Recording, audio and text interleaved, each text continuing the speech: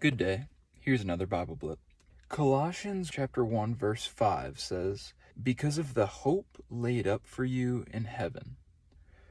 Of this you have heard before in the word of the truth, the gospel." Sometimes if a particular verse or sentence or whatever isn't right at the jabbing point of a point or a statement or a convincing argument or something, it might not strike us immediately.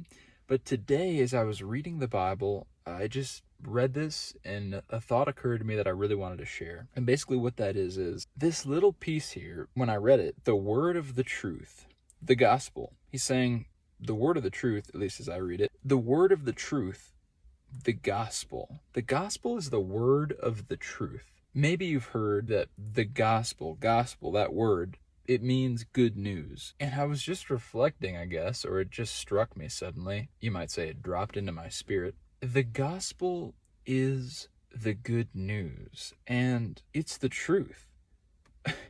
It's like, I realized that maybe it could almost be said that, you've probably heard someone say, if God is good or if God is real, why do bad things happen to good people? Well, a lot of words have been spoken and written about that. But here at this time, I had the thought, the gospel explains how everything is fundamentally good because everything comes from our good Father, our Creator in heaven. The gospel is the good news of Jesus Christ who died for us. It's basically like you are loved, and that's really good.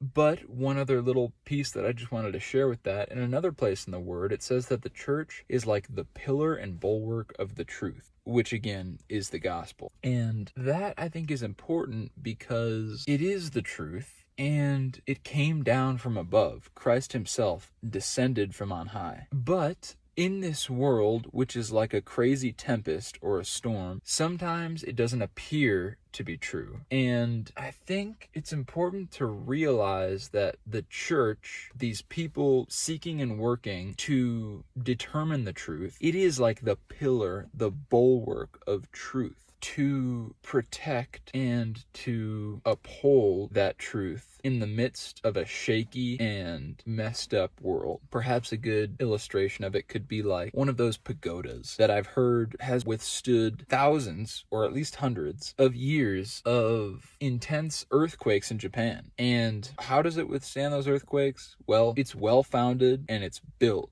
to withstand them, the shaking of the earthquakes, the shakings of this world. So that's my thought. I hope it meets your heart and is an encouragement. Be blessed, dear friend. Peace to you.